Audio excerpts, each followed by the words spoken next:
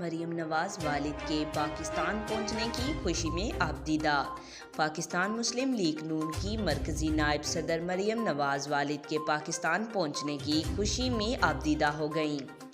ARY news کے مطابق مسلم league نون کے قائد نواز شریف کی وطن واپسی کے موقع پر مینار پاکستان میں جذباتی مناظر دیکھنے کو ملے۔ نواز شریف کی لاہور آمد پر مریم نواز اور مریم اورنگزیب آبدیدہ ہو گئیں۔ بعد ازاں مریم نواز نے کہا کہ نواز شریف کے استقبال پر آپ کو خوش آمدید کہتی ہوں۔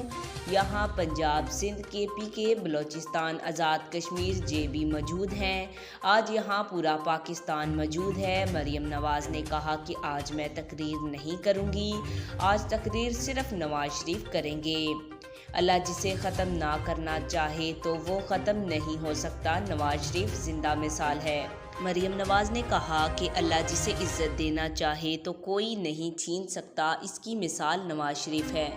نون لیگی رہنما نے کہا کہ میں سمجھتی تھی کہ مینار پاکستان بہت بڑی جگہ ہے، مجھے نہیں معلوم تھا نون لیگ کے شیروں کے لیے مینار پاکستان کا میدان چھوٹا پڑ جائے گا۔